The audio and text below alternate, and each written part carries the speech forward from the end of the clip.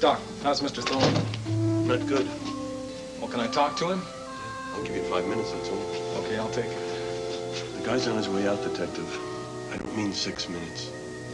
All right,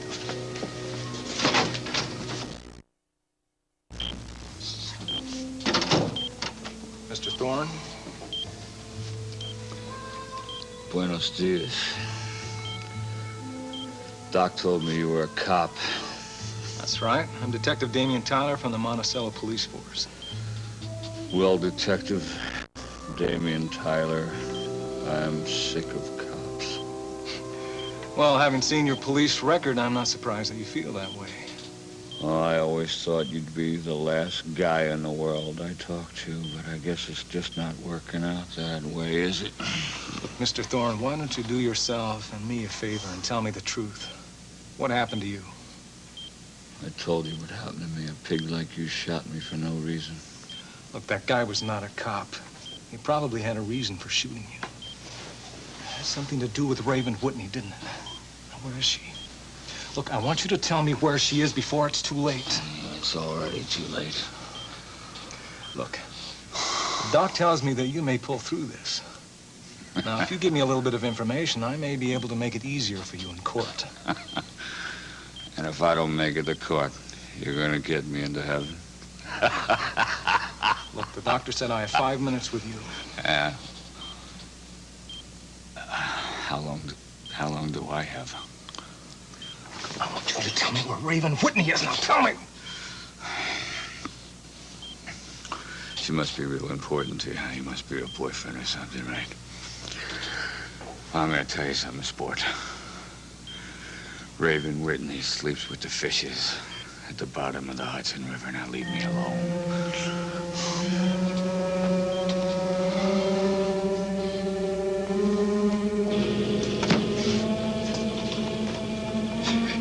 You know, I almost hate to see the old precinct house come down. Why? Sentimental reasons. I spent a night there once, drunk and disorderly. Well, we better check for bums and stray animals before we start. It's already been double-checked. So, we can even start ahead of schedule. All right.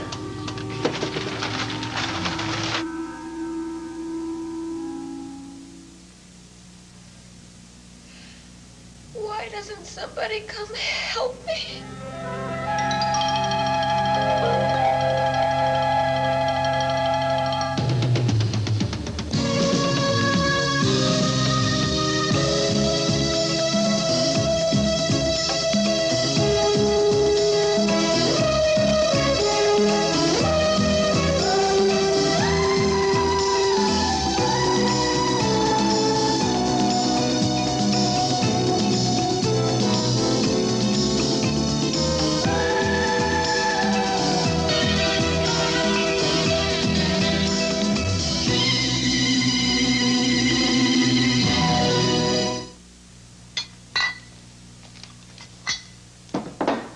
Drinking alone, Nora? What are you doing sneaking up me like that for? I merely came into the room. I think it's your conscience that's making you jump like a scared rabbit.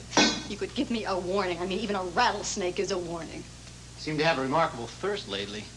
A drink might do you some good now and then. You want one? I wouldn't let Mrs. Saxon find you helping yourself if I were you. You're not me. I don't think she has too high an opinion of you as it is. Oh, who cares what that old buzzard thinks anyway? She walks around here like she owns the place. She's just a boarder. You may be less than that when Mrs. Whitney gets back. I hope she never gets back. I bet you feel the same way. I don't. I don't believe you. Suit yourself, Nora. You are so damn cool, it's infuriating. Sorry if it bothers you. Or maybe you're just plain stupid. I mean, maybe you don't see what's happening to us. I can see what's happening to you. You're coming apart at the seams and trying to stitch yourself back together with that stuff. The cops are onto our scam against Raven Whitney. Do you realize what could happen to us? What's all this about us, Nora? I only agreed to go along with the scam as soon as Mrs. Whitney came back. I didn't conspire with Smiley Wilson to help rob her. That was your game. You are so smug, aren't you? Well, you won't be quite so smug when she comes back here and presses charge against us. You're going to go to jail just like us. Nora, I think I have the perfect solution to help you avoid Mrs. Whitney's wrath. What? Now listen. First, you take a taxi to Springfield. Then you take a bus to New York City. And when you get to New York City, maybe one of your friends can help get you on a tramp steamer to South America.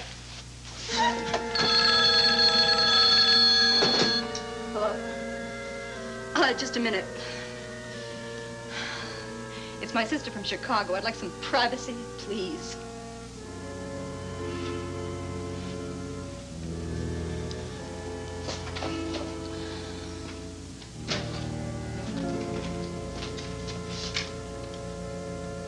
I'm sorry, Ayres Spencer. Heartless when you talk. Smiley, where are you? I'm worried sick. Well, you've got a line on her then? Where is she? What do you mean, back from where she started? She's in Monticello? In a jail cell? That is fantastic. Listen. Does she still have the money? Oh, listen, don't worry. No worries, please. When she gets tired and hungry and scared enough, she'll tell you where the money is. Come in.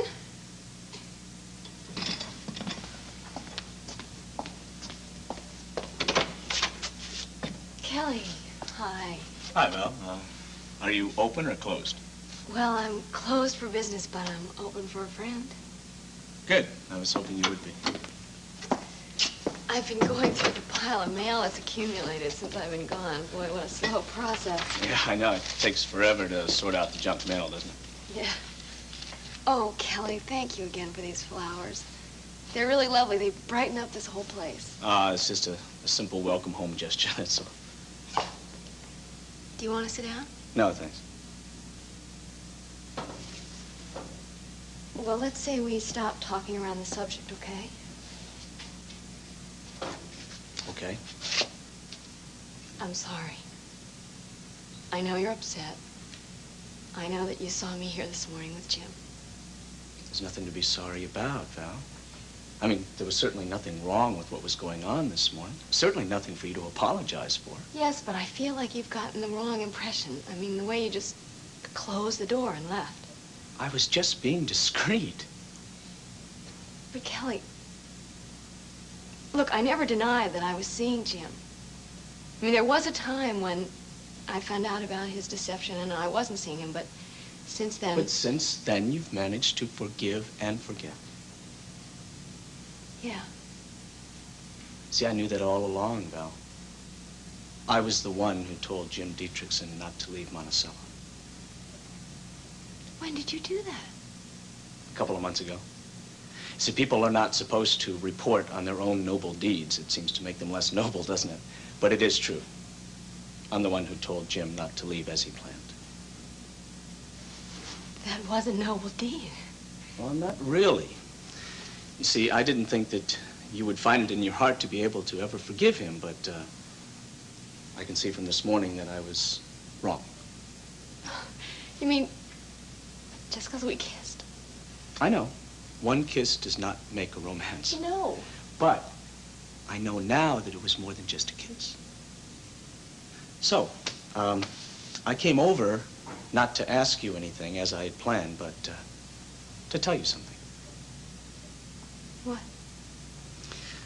Well, your vacation or your sorting things out session, trip, whatever you want to call it, was obviously very good for your head. And my vacation was fabulous for mine. It helped me sort out what I want to do with the next part of my life. What do you mean? To be with my mom and dad in a city I used to call home. I'm going back to Rome, Val. Not to visit, but to stay this time. Oh, Kelly, why? Things change. That's all. You see, for the longest time, I needed my parents very much. And now it's come full circle. They need me. See, my dad's ill, but not seriously. Until he's back on his feet, Mom's gonna need my help. I hope he's better soon. I understand you're wanting to do that. Yeah. They're in Washington, D.C. right now. As a matter of fact, Dad's at the State Department getting a new job assignment. One less strenuous than the one that he had. And it's a perfect opportunity for me to rejoin the family. It's sudden, Kelly. What about your job at WMON? I mean, they're not going to be lost without you. They'll get along fine without me. The only problem I had there was getting that live children's show on the air, and with Jody's tremendous help, it's a success now. Well, how about Mike and Nancy? They're going to miss you. Mike and Nancy have been terrific to me. I mean, they accepted me into their home, not just as a nephew, but as a son. But it's time for me to leave and let them go ahead and live their own lives. I bet they don't feel that way.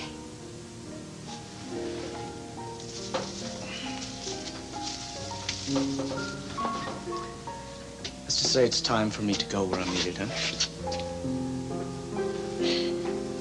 Kelly, I don't know what to say. We've said it all. I'll miss you, Val.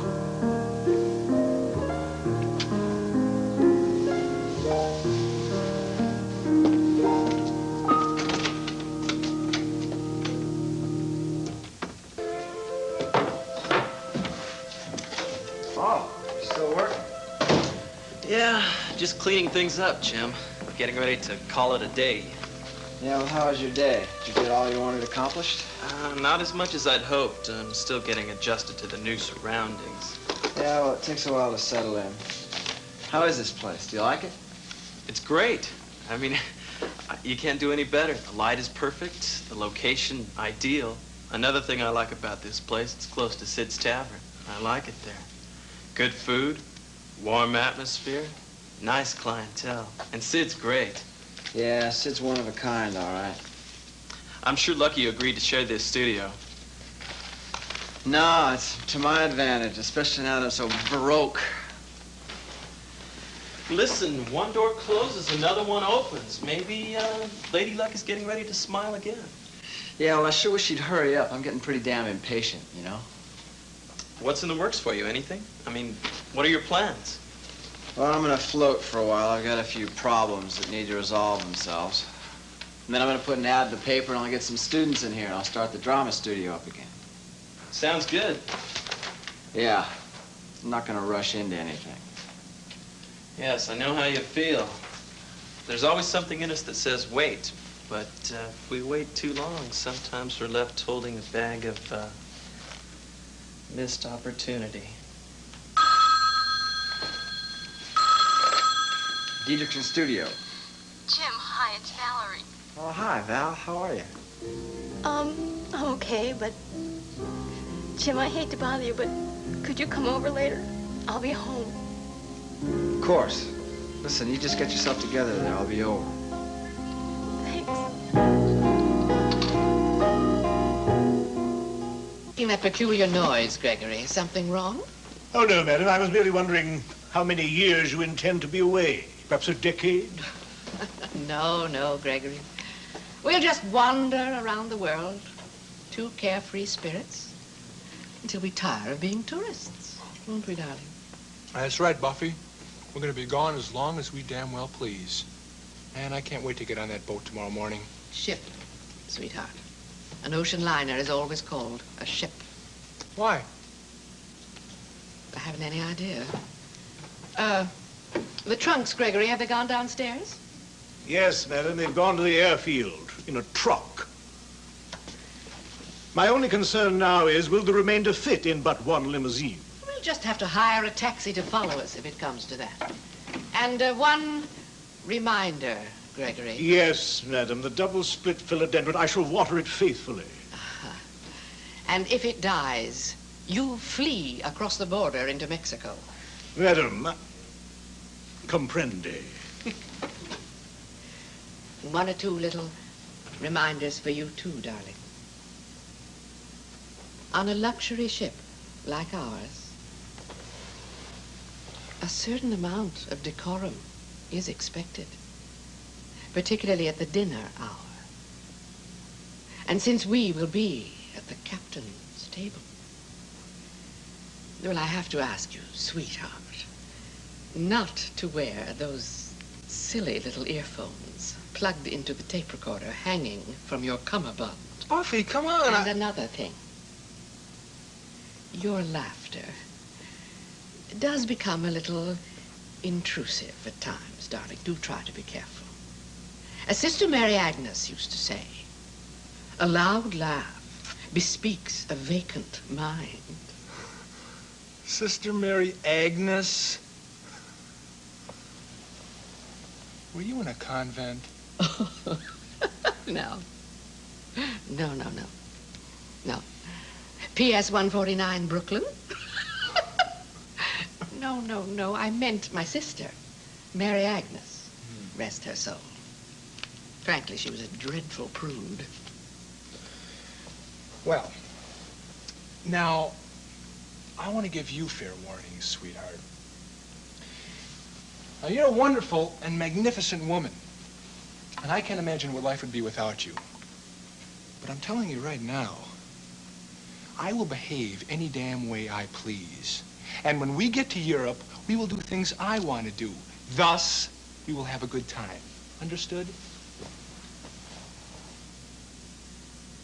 You adorable, precious thing, you. And so macho. Is that the right word? I love it. I love it. I am sorry to intrude. There is now Mr. Varney on his way up to see Mr. Gentry. Varney, what does he want? I have no idea, but of course he says it's urgent. I shall now attempt to clear a path through the luggage so that he may gain access. I've come along with you, Gregory, and supervise. Spencer Varney, Mrs. Rivera. How do you do? My pleasure. Excuse me. Of course. Spencer, what do you want? Oh, no, don't tell me. It's about Raven Whitney and the scam. Well, listen, I don't want to hear any more about it. I'm traveling to Europe tomorrow morning. Chief Mallory warned us all about leaving town. I'm not leaving town, pal. I'm leaving the country. Mr. Gentry, I could stop you with a phone call. You wouldn't do that, would you? No, I won't. If you'll do something for me.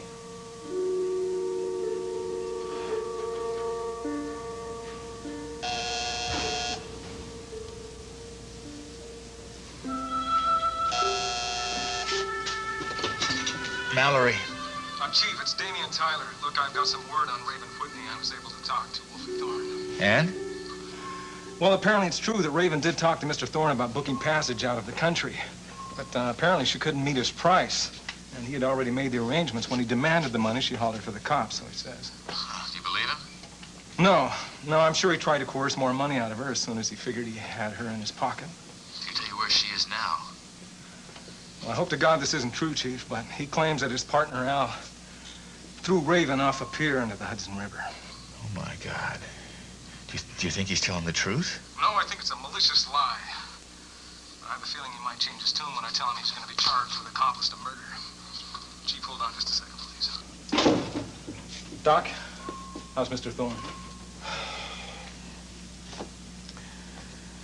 He's dead.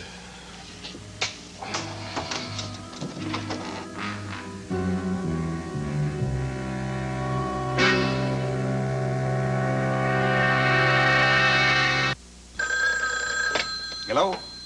Oh, hi, Derek. Still at your office? Yes, I am. There's a lot going on, and none of it's good. What have you got? I got some bad news about Raven. I just talked to Damian Tyler in New York. Wolfie Thorn has just died. Before he died, he said that his partner dumped Raven's body in the Hudson River. Now, Tyler says he doesn't really believe it. I don't know what to believe. That really is bad news, Derek. Is Damian going to stay in New York to confirm it? Either way? Yes, he is. Now, if something really has happened to Raven as a result of this, what action would you take? I don't see how I can avoid prosecuting the people involved in the plot against Raven. All of them.